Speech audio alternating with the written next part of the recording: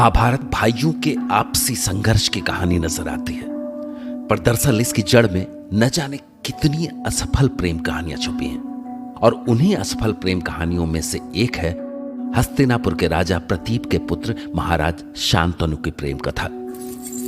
एक दिन महाराज शांतनु गंगा नदी के किनारे चले जा रहे थे। नदी की कल कल करती लहरें उन्हें बहुत अच्छी लग रही थी, पर अभी वो एकटक नदी को देखे ही जा रहे थे कि तभी नदी की धारा में एक ऊंची लहर उठी और उस ऊंची लहर में उन्हें बहुत ही खूबसूरत स्त्री दिखाई दी।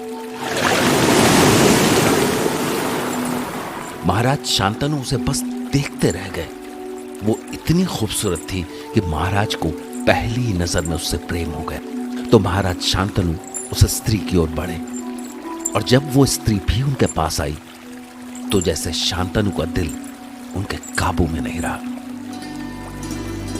देवी, जाने तुम कौन हो, पर मेरा हृदय तुम्हारी सुंदरता का दास हो गया है। मैं तुम्हें अपनी महारानी बनाना चाहता हूं, तुम्हें पाना चाहता हूं। मुझे ना मत करना।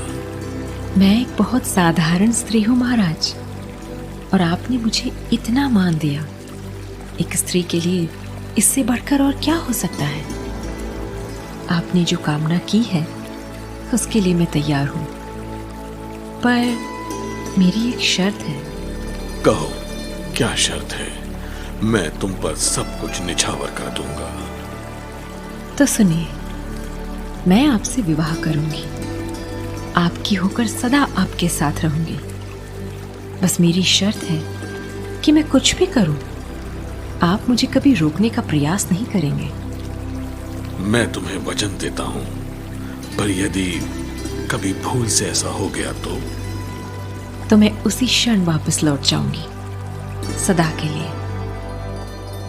महाराज शांतनु ने बिना कुछ सोचे उसकी शर्त मान ली, जिसके बाद बड़ी राजसी शान और शौकत के साथ उनका विवाह संपन्न हुआ। उस स्त्री ने गंगा के किनारे रहने की इच्छा जताई, तो महाराज ने रातों रात गंगा के किनारे एक सुंदर महल बनवा दिया। तो बस जीवन के सारे सुख भोगते हुए महाराज के दिन बीतने लगे। और जल्द ही जब महाराज की संतान हुई तो राज्य में एक भव्य उत्सव आरंभ हो गया। लेकिन इधर उत्सव हो रहे थे और उधर रानी गंगा के किनारे पहुंची और अपनी उस संतान को गंगा में बहा आई। और ये देखकर भौचक महाराज शांतनु उसे देखने के अलावा और कुछ नहीं कर सके। आखिर वो महारानी को कुछ भी करने से न रोकने की शर्त से जो बंधे हुए थे। यही नहीं, उस स्त्री ने उसके बाद जन्मे 6 और शिशुओं को भी गंगा में बहा दिया।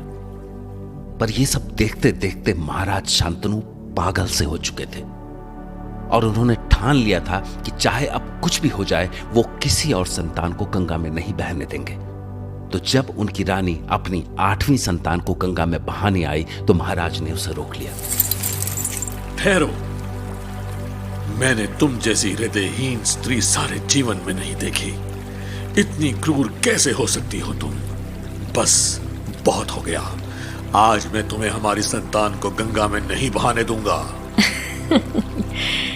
ठीक है महाराज, मैं नहीं बहाऊंगी इसे। आपका ये पुत्र जीवित रहेगा, पर मैं इसी क्षण आपको छोड़कर जा रही हूं। ये पुत्र आपका ही रहेगा, परंतु इसका पालन करने के लिए मैं इसे अपने साथ लेकर जा रही हूं। नहीं, आप शर्त हार चुके हैं महाराज। अब आपके पास मुझे रोकने का अधिकार नहीं बचा। तो क्या आज तक हमारा प्रेम झूठ था? तुम मुझे ऐसे छोड़कर कैसे?